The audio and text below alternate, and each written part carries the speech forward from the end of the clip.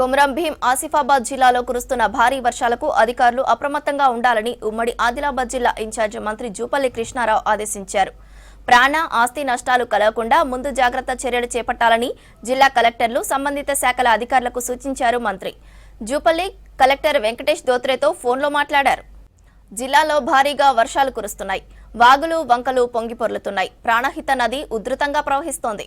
Komaram Bheem project గేట్లు ఎత్తేశారు. ఇదే సమయంలో వర్ష ప్రభావం వల్ల ప్రభావిత ప్రాంతాలు ప్రత్యేకించి బిజ్జూర్, పెంచికల్పేట్, దహేగాం మండలాల ప్రజలను అప్రమత్తం చేయాలని కలెక్టర్ను ఆదేశించారు. మంత్రి జనజీవనానికి ఎలాంటి ఇబ్బందులు, ఆటంకాలు కలగకుండా ముందస్తు చర్యలు తీసుకోవాలన్నారు.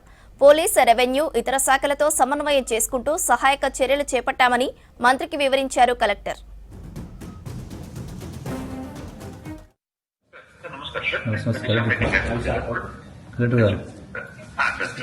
ఇప్పుడు హెవీ రెయిన్స్ పడతా ఉన్నవి మన ఆసిఫాబాద్ జిల్లాలో కొమరం భీం, అంటే కొమరం భీం ప్రాజెక్టు కూడా ఆల్రెడీ ఫ్లడ్ అయినట్టు అది కూడా గేట్స్ ఓపెన్ చేస్తారేమో heavy rains.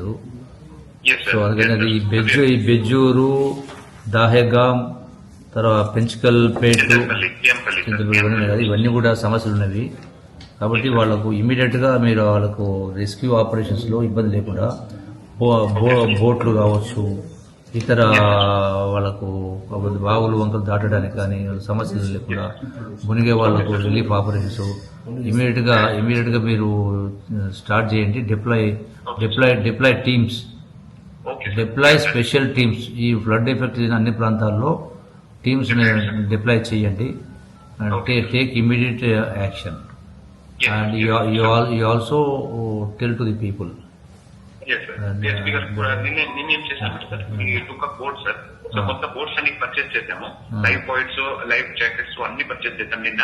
So yesterday I have given everything to fire department, police department.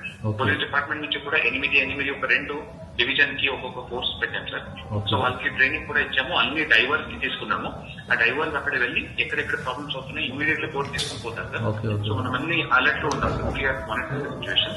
ఈ గేట్స్ కి కూడా ఇమీడియట్లీ చూస్తాం సార్. ఎందుకంటే అక్కడ ప్రాజెక్ట్ కూడా